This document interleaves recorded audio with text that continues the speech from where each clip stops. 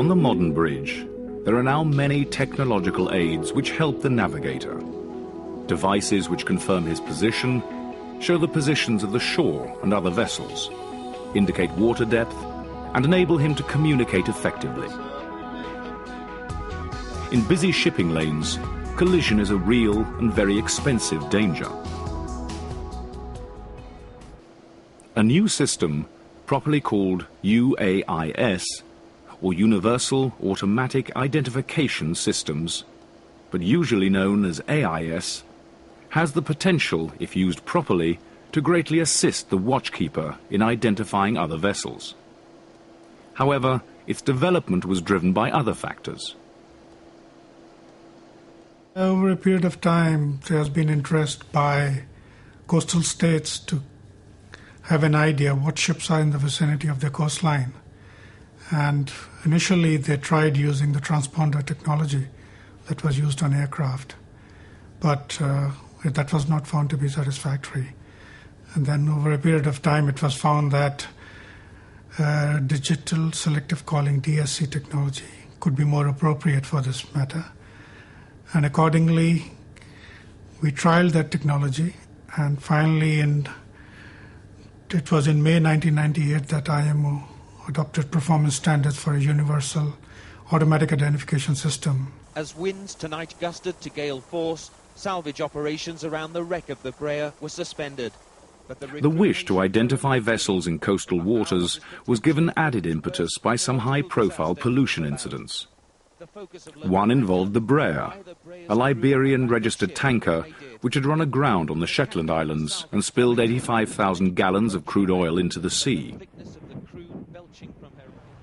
The United Kingdom government appointed a senior judge, Lord Donaldson, to look into the incident, and his report in 1994 suggested that the identification of vessels in foreign waters was a fundamental issue. In the light of Lord Donaldson's findings, the UK government submitted proposals to the International Maritime Organization for a system of automatic ship identification.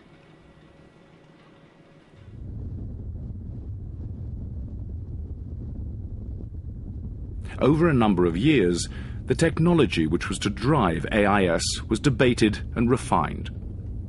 AIS enables ships to broadcast their identification automatically. It depends on two technologies: GPS positioning and VHF radio. Each vessel equipped with AIS continuously transmits and receives information on two dedicated VHF frequencies: channel 87B, or 161.975 MHz, and channel 88B, or 162.025 MHz. In the United States, those frequencies are not available, and alternative ones have been designated. But AIS units adapt to these frequencies automatically without the user being aware of the change. Each ship is equipped with two independent VHF receivers, tuned to the two AIS frequencies. The ship's own AIS also has a single VHF transmitter, which alternates its transmissions back and forth between the two frequencies. All AIS receivers, both on ships and shore stations up to about 30 nautical miles away, will receive digital information which at a minimum identifies a particular ship. But AIS does not just help put a name to a radar target. It transmits a broad range of other information, in particular the vessel's position, speed, and direction.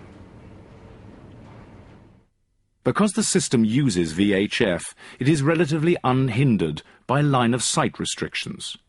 It can detect vessels obscured by headlands or islands, and it often reaches further than radar. The range is partly determined by antenna height. AIS uses two principal antennas, one for GPS and the other which receives and transmits on VHF.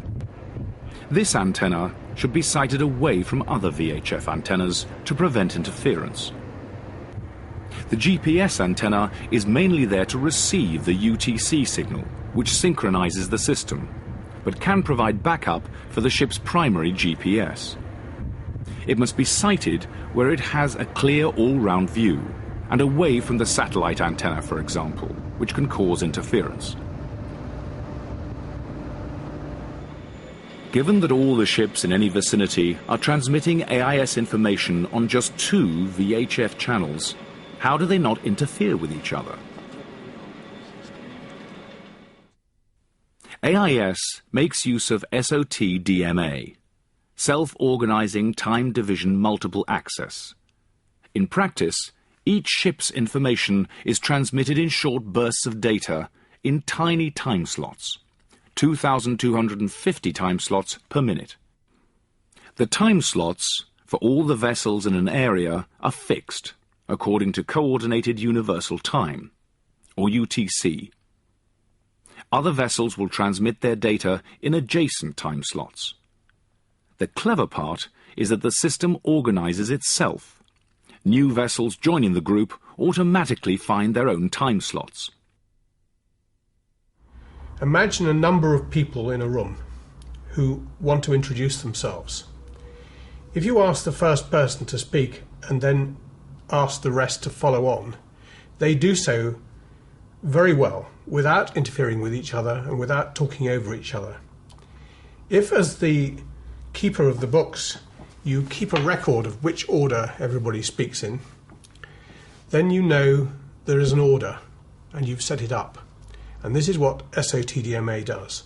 It gets everybody to speak in turn, and then it regulates who speaks into which slot.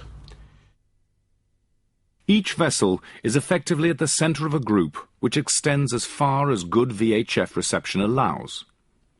If the waterway becomes too crowded and all the time slots are occupied, the system automatically rejects the weaker signals from more distant vessels. In effect, the group reduces in size, but each vessel still sees all the vessels in its vicinity.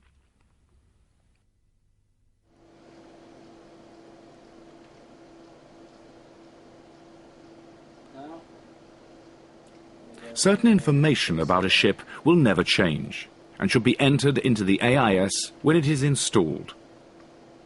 This so-called static information includes the IMO number, the Maritime Mobile Service Identity, call sign, name, length, beam, the type of ship, and the location of the primary GPS antenna on the ship. This information need only be entered once, but it is very important that it is entered accurately, particularly the antenna location. It has already been reported that incorrectly entered antenna locations have given ships positions more than 50 meters out, a substantial error in crowded waterways, and one revealed when the radar and AIS targets are separated. A record of the static information should be kept on the bridge in case the system fails and it needs to be re-entered. Then there is voyage information, which should be entered before leaving port. The ship's destination, her draft, her cargo, and ETA, and optionally, her route plan. The dynamic information which completes the message enters the system automatically from various sensors. These are the GPS, the time in UTC needed for synchronization, derived from the AIS's own GPS sensor, and optionally the log, the gyro, and the rate of turn indicator. From these, the processor determines the ship's position, her course over ground, her speed over ground, her heading, and her rate of turn. The accuracy of these sources of information should be checked periodically. Navigational status, such as at anchor, underway by engines, engaged in fishing, are entered manually. All this information is transmitted to other vessels on a continual basis, and it is also updated at frequent intervals. Static and voyage information is updated every 6 minutes, whereas dynamic information, like position, speed, and course, may be updated every 2 seconds, depending on the ship's speed. So the system is extremely fast in informing all other vessels of a particular ship's situation. The system is completed by the communications element linked to the antennas and the display unit. Thus, every AIS-equipped vessel and shore station is able to see many details of every other AIS-equipped vessel. We have a name of the ship, we have ID, it's mean the number of the ship, IMO number, we have a call sign, we have information about the ship, that type of the ship is a passengers, cargo or something else. We have the ETA of the ship, we have a destination of the ship, we have how many guests we carry if it's a passenger ship like us. So if I want to call a ship close to me, I know exactly the name of the ship, and it's so easy for the other ship answer to me because I call the ship by name. But the important question arises: how should all this information be displayed? As yet, there is no standardization for the user interface. The minimum requirement specified by the IMO is the so-called minimum keyboard and display. This particular unit is a very small display, and that it's very difficult to readily see on the display what targets we're trying to identify. And the small push buttons are difficult to operate, and the menu system in the unit is not user-friendly. Personally, I find it very slow to use. It is simple, but it's very slow at scrolling through. The location of it isn't particularly pleasant. It's on the top there at the chart table. It would be nice to have something low down that you could look down into. It wouldn't be affected by light conditions and other things like that. Sighting of the MKD is important, especially if it is the only source of AIS information. Ideally, it should be close to the radar and to where VHF transmissions are made. However, AIS information becomes much more useful if it is displayed directly on the radar or an electronic chart system. Right now, should I say, it's best on radars because essentially all ships have radars, but not all ships have electronic charts. But in an ideal world, when every ship would have an electronic chart, obviously it would be better to have it on the electronic chart. Looking ahead, it is highly likely that integrated navigation systems will combine all the displays: radar, electronic charts, and AIS on one screen. This will be a very useful development, as long as it can be configured by the user to suit the current situation at any time. Too much information displayed on a screen could be counterproductive. At present, there are interim guidelines recommending how targets should be displayed on radar or electronic charts. A target is usually represented by an isosceles triangle showing the vessel's orientation. Once the target is selected, it is enclosed in a rectangular box, and detailed information about it is displayed in a separate screen area. A solid vector shows its heading, and a dashed vector shows its speed and course over ground. If the vessel is maneuvering, the solid vector gains a small direction tag, whilst the dashed course over ground might become a curved path prediction. If a target becomes dangerous, infringing closest point of approach limits, the symbol turns red. If the system loses a target, the triangle remains for a while, but with a straight line across its middle. However, it must be stressed that at the moment the symbology is not uniform, so navigators must become familiar with the displays on their own ship. Some electronic chart displays, when switched to a large scale, particularly within a port area, will replace the triangle with an accurate representation of a ship's outline. The fact that AIS displays another ship's range and bearing raises the question, is it a useful tool for collision avoidance? After all, there have been situations where radar has contributed to wrong decision-making. For example, When a typical tanker makes a turn, its true position is represented by the pivot point amidships. But the main radar reflection is from the superstructure at the stern. For a short while, this swings in the opposite direction, and it is this change that is detected by ARPA. For a short time, ARPA displays an incorrect course prediction and can take up to 3 minutes to correct itself.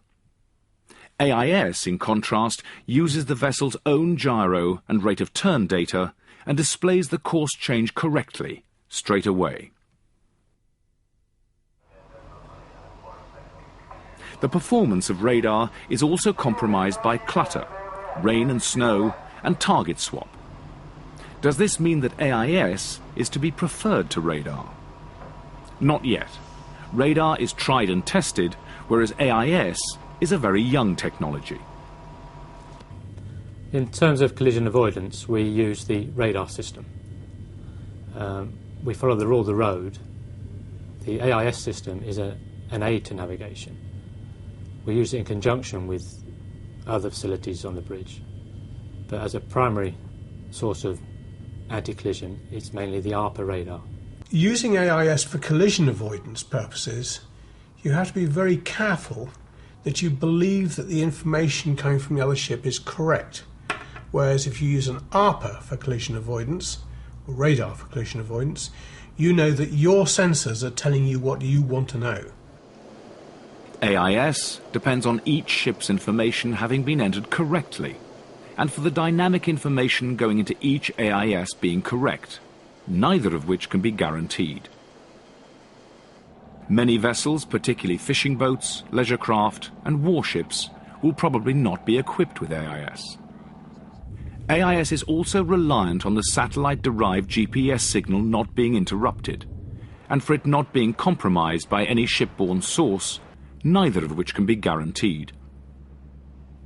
Of course, if one vessel's data has not been entered correctly, that error might be reproduced down the chain. Masters will also retain the right to switch off their AIS if they think it appropriate, for instance in areas known for piracy or during a tanker's cargo handling operations in port.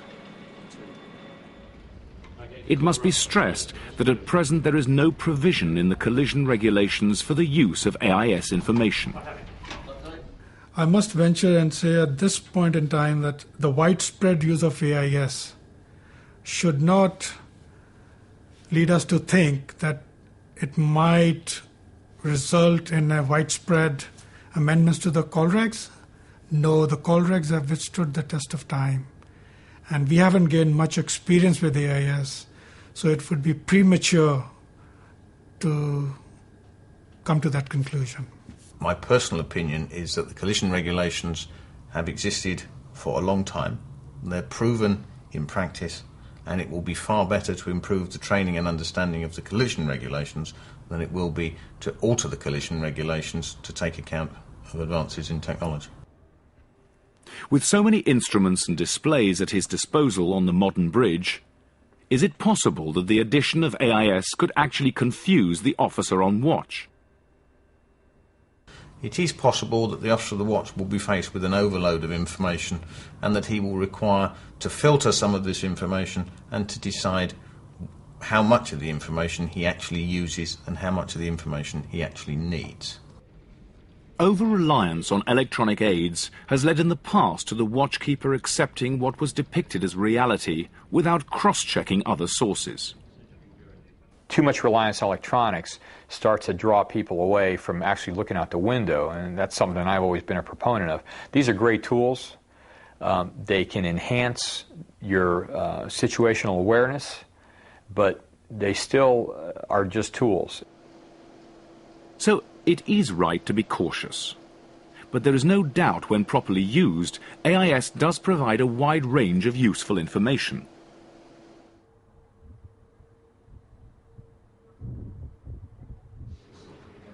Remembering that AIS was initially developed to enable maritime countries to identify ships passing through their waters, the system is rapidly being installed at VTS and Coast Guard stations. The UK's Maritime and Coast Guard Agency station on the cliffs of Dover monitors up to 500 vessel movements per day through the English Channel and has been equipped with AIS since January 2003. With the introduction of AIS, the workload for our operators has improved. They do not have to interrogate as many vessels and spend longer on the radio getting in the information from the vessels. A lot of the information is provided by the AIS signal transponder. For instance, ferries no longer need to verbally report into us. If they carry an AIS transponder, then we can get the information of their transit from the AIS signal. AIS also assists in planning berth occupancy, navigational safety, and the identification of hazardous cargoes. As well as seeing all the ships passing through its waters, a shore station transmits its own position via AIS. The technology will also allow it to transmit the positions of nearby aids to navigation, so-called pseudo-AIS targets. Some aids to navigation will have AIS units physically fitted on them, whereas other aids to navigation will have a signal transmitted by a base station on their behalf. So as far as the ship is concerned, looking at its display, it will see effectively an AIS signal from the aids to navigation station. Occasionally, a pseudo-AIS target's position might need to be updated, for instance, if a buoy has drifted over time.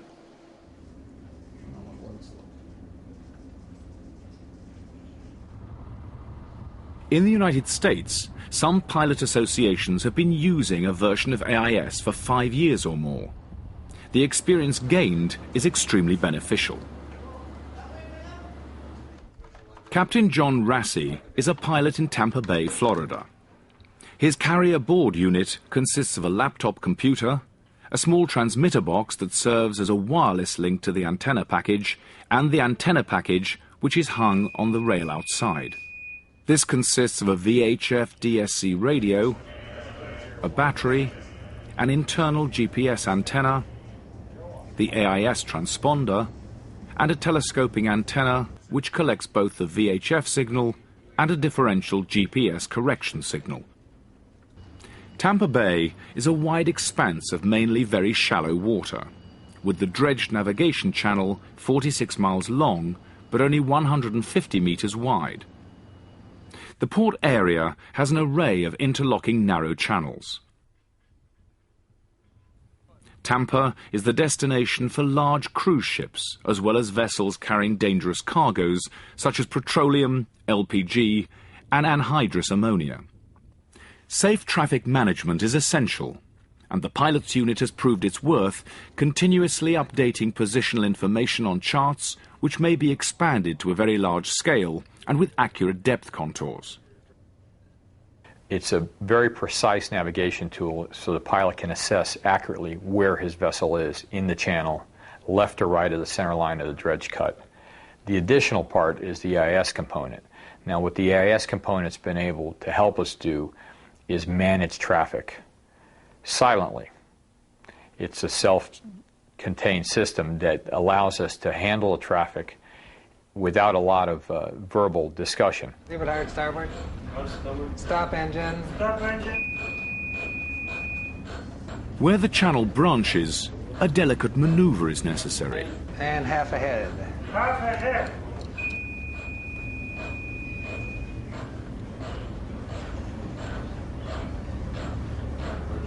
The pilot's knowledge of local waters is paramount, but the display confirms the ship's position to within 3 meters.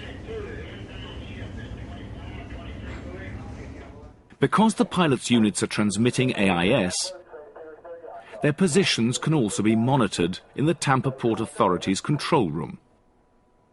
Here, the same vector charts are available, with additional information on tide, current, and meteorological conditions updated every 6 minutes, information which can be conveyed back to the pilots. As ships increase in size, speed assessment and control become more critical on the approach to wharves and terminals. The laptop displays the vessel's length and beam realistically and accurately portrays its motion, including lateral movements and skidding. The weight of this carry-on unit is a factor. But with ships themselves being equipped with AIS transponders, new units which will connect to the specially positioned pilot plug will be much smaller. The heaviest components in our box right now are the battery and the transponder radio itself. So we'd be down to a laptop, an antenna, and a couple of wires, which would cut the weight considerably.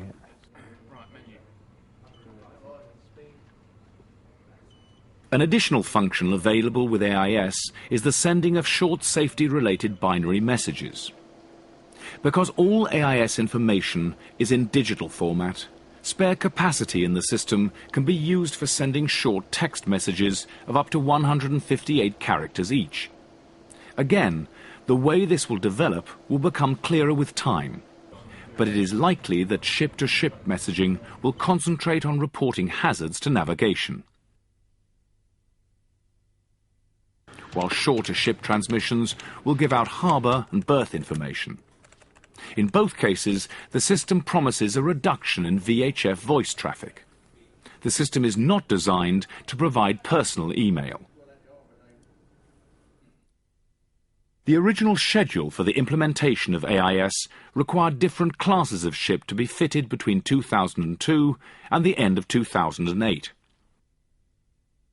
The events of September the 11th, 2001 and associated security concerns have accelerated the schedule, such that nearly all Solus vessels must be equipped with AIS by the end of 2004. The use of AIS is a rapidly evolving scenario. A long-range system, whereby satellites will poll information from a distant ship, and therefore nearby ships, 2 or 3 times a day, is envisaged. Class B AIS, a less stringently specified system, in the future may be fitted to smaller vessels like leisure craft and fishing boats. In heavily crowded waters, it will probably be the case that Class A displays will be able to filter out the Class B targets. As part of their normal ship management procedures, companies will produce operating instructions for AIS, which will need to be followed by all navigating officers.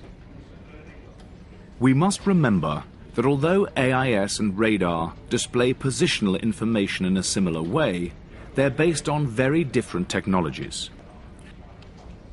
Radar, under the sole control of the user, gives a target's position relative to own ship, whereas AIS, which relies on the other vessels transmitting information correctly, compares absolute positions according to GPS. AIS supplies more information than radar, but radar sees some targets, warships, fishing vessels, icebergs and containers lost overboard, not fitted with AIS. Understanding the essential differences between the technologies is important in deciding how to make the best use of them.